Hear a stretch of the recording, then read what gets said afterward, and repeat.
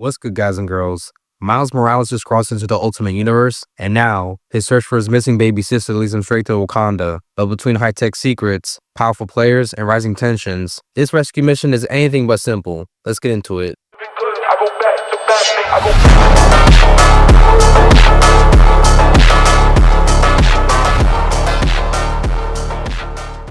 To start off the issue, we get right to the point. We find out where Billie landed and who took her in. Thankfully, she landed within the walls of Wakanda. T'Challa, Killmonger, Storm, and Shuri found her. They're trying to uncover the full story behind Billie, including where did she come from, what's her energy signature, and most importantly, who is she? Based on how familiar they are with her, it seems like Billie has been in Wakanda for some time. T'Challa and Killmonger initially thought Billie's energy signature resembled a weapon, but Shuri would prove them wrong with what she found. Her scans weren't fully complete yet, but so far, she discovered that Billie's energy signature matches the Maker's, though it doesn't resemble a weapon. Instead, it appears to be a teleportation algorithm. To put it simply, it's closer to portal tech. Shuri believes the type of energy Billie possesses resembles a key, one that can unlock new beginnings. Alright, to me that sounds like a red flag. If Billie is that important, this definitely makes her more valuable to the Illuminati. With that, we cut to Hank, Janet, and Miles in the car, heading to Wakanda after tracking down Billie's location. On the way, Janet breaks it all down for Miles. She explains that Dr. Doom and Iron Lad believe Billie is the key to releasing the Maker from his imprisonment earlier than expected. And if that happens, everyone's screwed and it's the end of the world. Miles, not even much stressed considering the stakes, can barely process it. She's just 11 months old, he mutters. Things just keep getting better and better. I mean, imagine being in Miles' shoes, finding out your baby sister, who isn't even a year old yet, could end the world just because you touched something in the trash she wasn't supposed to. Try telling a story like that to the average person without making them think, yo, this mother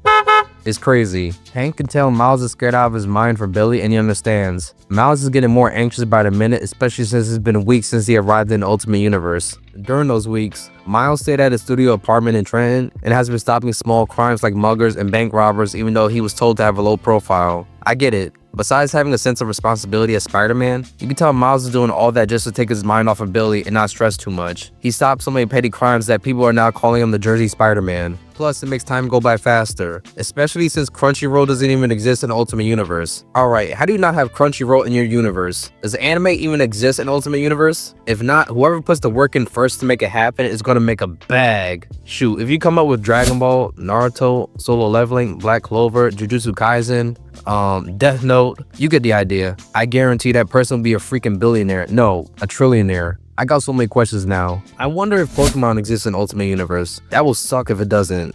Janet over there is like, you use sushi as TV in your universe? Bruh. Even Miles said what we're most likely all thinking. Bro, what? I will be checked out of that conversation after she said that. Miles is also low-key roasting the Ultimates since they don't even have a Quinjet to get them to Wakanda faster. And to give them some slack, they haven't been around for 2 years, so Miles gotta chill. Janet had to cut in, telling Miles that they're not the Avengers, they're the Ultimates. And Miles' reaction is quite interesting as it looks like, I wouldn't say his memories from the original Ultimate Universe 1610 are coming back, but it's giving him a strong feeling that he heard it before as soon as he heard the term the Ultimates. Plus, the look he gives Hank is very telling, and I think he's doing that subconsciously. Miles looks at Hank with disgust, and it's not a surprise. From what I know about Hank from Earth 1610, he was an ass, to put it nicely. Miles' spider sense soon goes off. He tries to tell Hank to stop the car, but it's too late as a huge blast hit them, causing the car to explode. Luckily, Miles is more experienced in this field and he got both Hank and Janet out in time. The Dora Milaje was the next obstacle they had to overcome to get into Wakanda. Janet tells them they have to see T'Challa immediately due to him having someone they need. This person obviously can't listen well and should be demoted for this. She took what they said as a threat to T'Challa's life, and she ordered the Dora Milaje to attack Miles, Hank, and Janet. One of them notices that Miles' suit is made out of vibranium. Miles dodges a blast saying vibranium nanomesh actually, but who's counting? The scene cuts to T'Challa getting notified about the fight, and one of the Dora Milaje suggests him and his family get to safety. But T'Challa had something different in mind. He's been wanting to talk to the Ultimates for some time and thought it would be a good opportunity to head to the battlefield and meet them. Storm and Killmonger decided to go with them. As far as Billie, Storm leaves her with the woman she thought could watch over her. We'll get back to that in a little bit.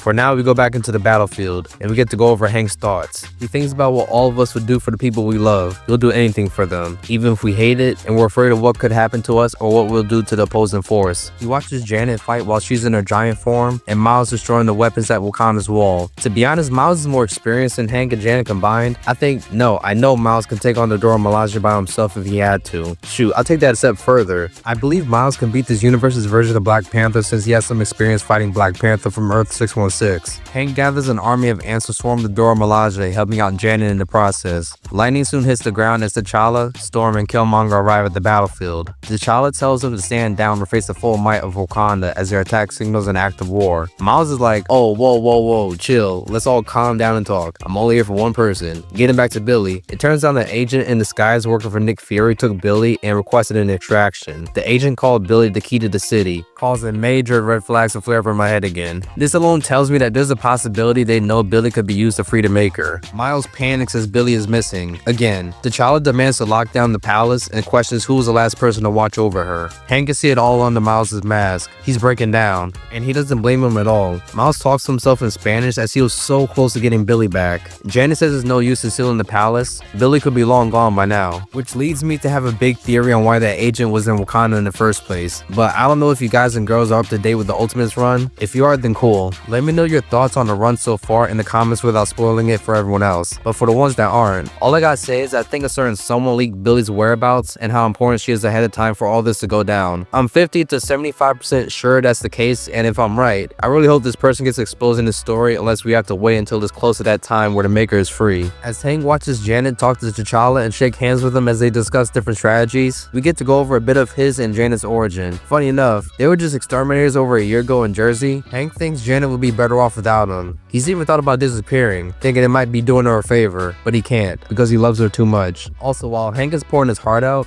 I like on how Miles intervenes in Janet and T'Challa's conversation. He's like, screw what you guys are talking about. All I want is my sister and I'm out. In response, T'Challa asks for his forgiveness while Janet tries to reason with Miles on how they have a war to resolve first. Anyways, back to Hank. Had to put that in there. Seeing Janet's face was his first memory when he woke up in the hospital, and she stuck by him through both the good and the hard times. Just like Miles won't stop searching for Billie, Hank won't stop sticking by Janet, because she never gave up on him, so why would he give up on her? We cut back to the secret agent carrying Billie. She's close to the rendezvous point until she's suddenly stabbed and left bleeding on the floor. Silver Samurai makes an appearance on the final page, holding Billie in his arms. He declares that he's doing this for the glory of Emperor Sunfire, and I might butcher this name, but I'm gonna try it anyway. He no Kuni, ending off issue 2. The issue wasn't that bad. Part of me thought this was going to happen, but the other part was like, nah, it can't be. But it is. This story is gonna turn out to be a bit of a wild goose chase for Miles to get Billie back. I'm a bit disappointed we didn't get to see Miles talk to the other Ultimates such as Doom, Tony, and Steve, but it is what it is. Maybe they'll save it for the last issue of this story. As far as the next issue, I admit I never read the Ultimate X-Men. It's just not my cup of tea. I'm just not feeling the story and the art style compared to Ultimate Spider-Man and Ultimate Wolverine. Though I do wonder how that's going to turn out with Miles and the rest of the X-Men in issue 3. Speaking of mutants, I'm waiting for Miles to meet this universe's version of Wolverine since he was in the cover of the first issue, unless that was just for the cover. I get the feeling Miles won't get Billie back in the next issue. He's going to keep going all over the place interacting with all the heroes we've seen so far in the Ultimate Universe until the finale. As far as his memories of Earth 1610, I think Miles is going to remember because he talked about how his memories were a bit fuzzy in the first issue, and we get another sign of that in this issue. So bits and pieces here and there that has to lead to something. Those are my theories so far. Besides all that, if you're entertained, thought it was educational, like what I said, or all the above, be sure to like the video, subscribe to the channel, comment, and turn on post notifications, especially if you're a new viewer. If you want to support the channel even more, my links will be down in the description box below, and I'll talk to you guys and girls later.